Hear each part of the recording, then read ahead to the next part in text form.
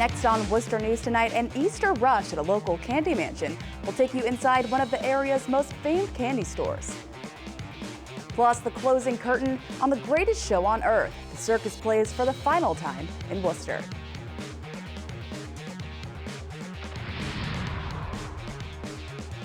Thanks for joining us tonight. I'm Catherine Andrioli. A central Massachusetts candy store had hundreds of people coming in to buy Easter goodies this evening. Hebert's Candy Mansion in Shrewsbury says this is a special time of the year and one of their busiest. Our Cam Jandro reports. Sweets, sweets, and more sweets. A sign Easter is right around the corner. For decades, Hebert's Candy Mansion has been providing visitors with delicious treats unlike anywhere else. It's great to have people come here, something that they can't find in the big box stores. You know, we are still a small company in Shrewsbury, Massachusetts, so it's great to see people stopping here instead of going where things are mass-produced. Chocolate bunnies, chocolate bars, chocolate everything. Hebert says they will sell thousands of pounds of chocolate over the next few days. Director of Product Development Lisa Smith says Easter is their busiest time of the year, and they love it. Hebert's loves to be busy. The most fun time of year are holidays for us. So this is a kickoff. We hope that everybody takes home a chocolate Easter bunny. Mary Achu is 93 years old and has been coming to the Candy Mansion on Good Friday for the last 40 years. 4 generations of her family with her today for a tradition both Achu and her family never want to end.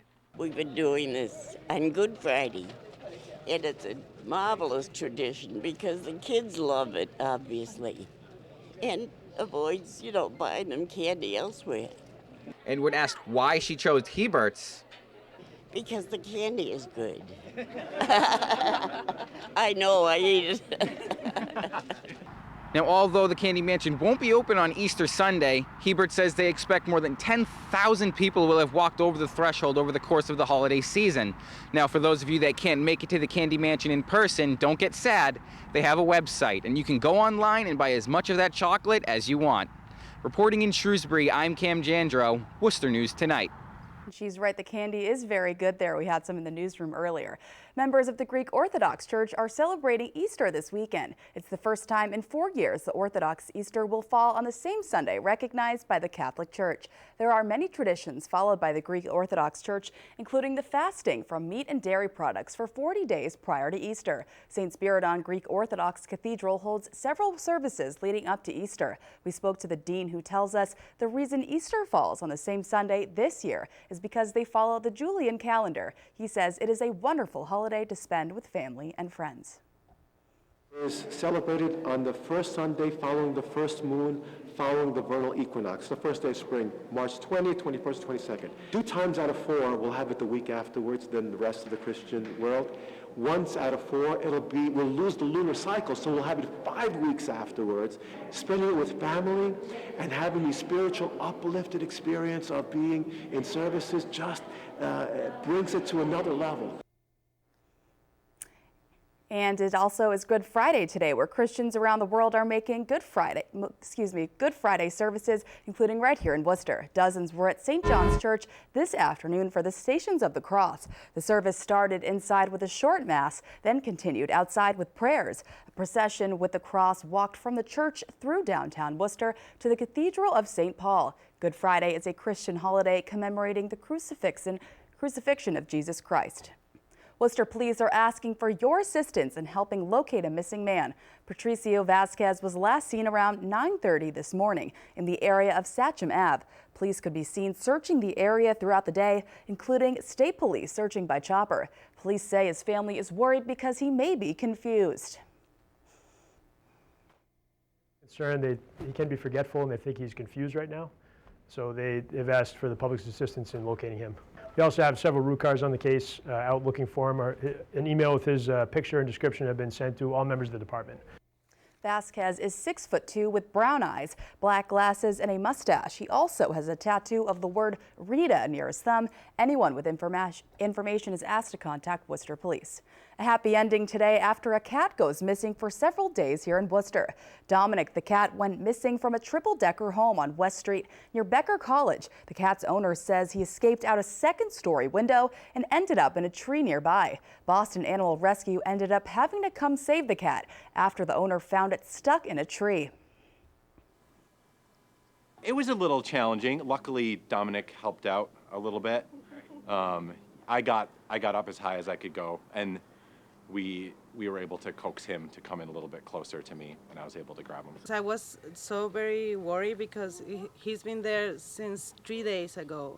All the people were calling the police, the 911, the fire department. Everyone is calling, and since today, these guys, like a heroes, just rescue him.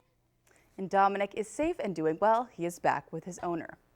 The Ringling Brothers and Barnum & Bailey Circus is back in town, but it's for their last performance. It'll be the last time the so-called greatest show on earth will perform in the city. Our Rosalind Flaherty spent the day clowning around and joins live with the details. After 146 years of entertainment, Ringling Brothers and Barnum & Bailey Circus will be closing its curtains. I think for all of us, we work in showbiz, we work in entertainment, we know that shows open and close. Of course, you never think that the greatest show on earth will be a show that will face the same fate. The producer of the circus, Feld Entertainment, decided to end performances because of the decline in ticket sales. But performers are promising to go out with a bang. This is the first time in history a woman will be the ringmaster of the so-called greatest show on earth. For me, this job is very gender neutral. It's not about being a man or a woman. It's about being strong and confident. Ringmaster Kristen Michelle Wilson says she has always loved performing and entertaining. I introduce all of the different acts. I'm basically the narrator that's showing the audience where to look and what is awesome, and it is so much fun. It's like being a mix between Willy Wonka and Mary Poppins. The final shows are called Circus Extreme. They include acts like human cannonballs, animals, and clowns. Our main jobs as clowns is to take people from the real world and bring them into the fantasy world of the circus. So forget all the problems they might be facing. Clown DJ Weiss has been a part of the circus for 5 years and says the ending is bittersweet. Part of something that's been in the American tradition for 146 years, and the fact that it's all closing is really, really sad. But I'm just so honored and so thankful to be a part of it. Rosalind Flaherty, Worcester News Tonight. A change of plans for a proposed Muslim cemetery in central Massachusetts. The Islamic Society of Greater Worcester now says they will not pursue a site in Dudley, and they are now looking for another option. Our Olivia Lemon has the story and more reasons behind the group's decision. After a more than year-long legal battle over a proposed cemetery in Dudley, the Islamic Society of Greater Worcester's plans are changing. The group says they are now looking at Worcester's Hope Cemetery as an option. Dudley, it was the problem of cost, because we realized that the cost factor is going to be beyond the reach of communities. Mohammed Ramzan is the president of the Worcester Islamic Center. He says negotiations with the city have been happening over the past few months. He's hoping they can reserve about an acre of land at the cemetery. Worcester is more like a cosmopolitan city now. People of different beliefs and races and religions, they live there. So I'm hoping that this will be tolerated and dealt with in a different way. Ramzan says the proposed site in Dudley faced opposition from neighbors, and working with the town led to an investigation by the U.S. Attorney's Office, which has since closed after the two sides reached a settlement. I think Worcester does not have anything like that. Meanwhile, the city of Worcester says they are working with the society to add a section to Hope Cemetery for their community. In a statement, the city says every community should have a place to bury its dead, and we are always looking for ways to accommodate everyone in our public cemetery. I think this will be a good transition till we find another place. Ramzan says he's had to travel more than 2 hours to Enfield, Connecticut in the past to bury a loved one. He's looking forward to the close proximity of Worcester. This will be really not that much of a commute. When that time comes and you have to go and bury your loved one, then you don't have to go that far. Olivia Lemon, Worcester News Tonight. A gathering of solidarity and support Friday at the Worcester Islamic Center after an attempted robbery earlier this week. Dozens gathered outside of the center this afternoon, holding signs reading messages like, "We love our Muslim neighbors and friends." Police arrested a man in connection to the robbery Wednesday. People who attend the mosque say they were shocked when they heard someone tried to break in, but are thankful for the show of support from the Worcester community. One of my best friends, she woke up 4 in the morning to a lot of noise, along with her children. When she looked out her window, she saw this man trying to break into the mosque.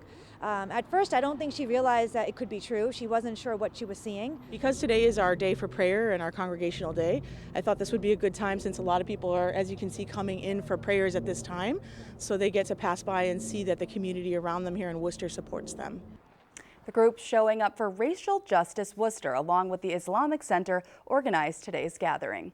And Mass DOT issuing a travel advisory heading into the holiday weekend and also Marathon Monday. Mass DOT is urging drivers to give themselves enough time. They say MBTA routes along with interstates may be impacted by holiday travel and Marathon Monday. They are urging drivers and commuters to plan ahead and be aware of the travel impacts. The Framingham-Worcester line is adding 2 trains on Marathon